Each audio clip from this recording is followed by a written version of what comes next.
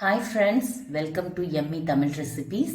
ரொம்ப ஆவலாக நம்ம கார்த்திகை தீபம் ஏற்றுறப்ப ஆசையாக எடுத்து நம்ம அதை ஒரு விளக்காக அடுக்கி நம்ம பொருத்தியிருப்போம். பட் அது எப்படி க்ளீன் பண்ணுறது அப்படிங்கிறப்ப ஒரு போரிங்காக நம்ம ஒரு மூலையில் இப்போ நம்ம ஓரமாக வச்சுருப்போம்.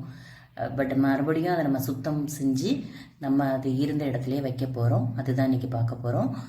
ஃபஸ்ட்டு நம்ம விளக்க பொருத்துறதுக்கு முன்னாடி புது விளக்கை எப்போவுமே தண்ணியில் இந்த மாதிரி ஊற வைக்கணும். ஒரு 1 டே ஊற வச்சுருங்க. ஊற வச்சதுக்கப்புறமா நீங்கள் மறுநாள் எடுத்து நல்லா காய வச்சு அப்புறமா நீங்கள் விளக்கு பொருத்துறீங்க அப்படின்னா எண்ணெய் ரொம்ப குடிக்காதுன்னு சொல்லுவாங்க. ஸோ அதனால் ஒரு நாள் ஃபுல்லாக தண்ணியில் ஊற வச்சுருங்க. மறுநாள் காலையில் சுத்தம் பண்ணி வச்சிட்டோம் அப்படின்னா விளக்கு பொருத்த ஈஸியாக இருக்கும். இப்போது நம்ம விளக்கு பொருத்தின விளக்கு இந்த மாதிரி தான் இருக்கும். ஸோ ஃபஸ்ட்டு இந்த எண்ணெயை எடுத்து நம்ம சுத்தம் பண்ணிடலாம். ஒவ்வொரு விளக்கில் உள்ள திரியும் நம்ம எடுத்துகிட்டு எண்ணெயும் டிஷ்யூ பேப்பரால் நல்லா தொடச்சிருங்க. இந்த மாதிரி இதிலே பாதி க்ளீன் ஆயிடுச்சு. இன்னும் முழுமையாக க்ளீன் பண்ணுறதுக்கு நெக்ஸ்ட் நம்ம என்ன பண்ணுறோம் அப்படின்னா, ஒரு பாத்திரத்தில் கொஞ்சம் தண்ணி ஊற்றி அதை கொதிக்க வைக்கிறோம். கொதிக்க வச்ச பிறகு 1 ஸ்பூன் சோடா உப்பு,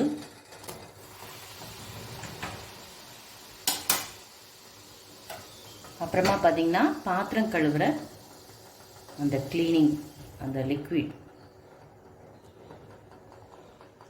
அது ஒரு முடிக்கு கணக்கு பண்ணி ஊற்றுங்க. இல்லாட்டின்னா நீங்கள் துணி அலசுகிற பொடி கூட போடலாம். அது உங்களோட சாய்ஸ் தான். நெக்ஸ்ட் ஒரு மூடி வினிகர். வினிகர் இல்லை அப்படின்னா நீங்கள் எலுமிச்சம்பழமும் அந்த சாறையும் நீங்கள் ஒரு பழம் நீங்கள் எடுத்துக்கலாம், அதையும் ஊற்றிக்கலாம். நம்ம அந்த தொடச்சி வச்ச விளக்க ஒவ்வொன்றா உள்ள மெதுவாக போடுறோம்.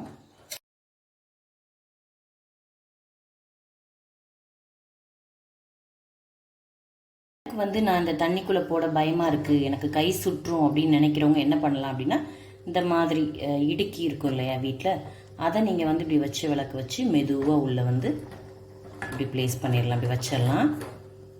வச்சிட்டோன்னா உங்கள் கைக்கு எந்த ஒரு பாதிப்பும் வராது. பாருங்கள் ஃப்ரெண்ட்ஸ், என்ன மாதிரி அது அந்த பிசுக்கெல்லாம் இப்போ மேலே வருது பாருங்கள். அந்த அழுக்கு பிசுக்கு எல்லாமே நுரக்கூடி அப்படியே மேலே வருது. ஸோ ஒரு 5 மினிட்ஸ் கொதிச்சா போதும். இதை நம்ம ஆஃப் பண்ணிடலாம். இப்போது இதை நல்லா ஆற விட்டுருங்க ஃப்ரெண்ட்ஸ். நல்லா ஆறுனதுக்கப்புறமா தான் நம்ம எடுத்து சுத்தம் பண்ண போகிறோம். ஃப்ரெண்ட்ஸ், இப்போ தண்ணி நல்லா ஆறிடுச்சு. ஒரு 1/2 அன் ஹவர் ஆச்சு. இப்போ நான் உங்களுக்கு ஒரு விளக்கு எடுத்து சுத்தம் பண்ணி காமிக்கிறேன். இப்போ நான் இந்த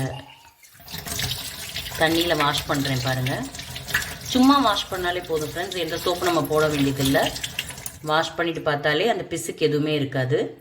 ஃப்ரெண்ட்ஸ், நான் இப்போ இந்த விளக்கு எல்லாமே கழுவி ரெடியாக எடுத்து வச்சுருக்கேன். இப்போ நம்ம அந்த ஈரத்தை நம்ம தொடச்சி எடுக்கிறோம்.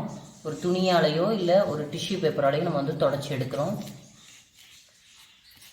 தொடச்சி எடுக்கும்போது பார்த்தீங்க அப்படின்னா இந்த கருப்பாக இருக்கிறது ஓரளவுக்கு வந்துடும். இன்னும் நல்லா போகணும்னு நினச்சிங்கன்னா இன்னும் கொஞ்சம் அழுத்தி தொடங்க. ஆனால் அந்த எண்ணெய் பிசுக்கு எல்லாமே முழுமையாக போயிடும். நீங்கள் என்ன செய்கிறீங்கன்னா நல்லா தொடச்சி வச்சுட்டு வெயிலில் நல்லா காய விட்டுருங்க. இந்த மாதிரி நல்லா தொடச்சிட்டு காய விட்டுருங்க.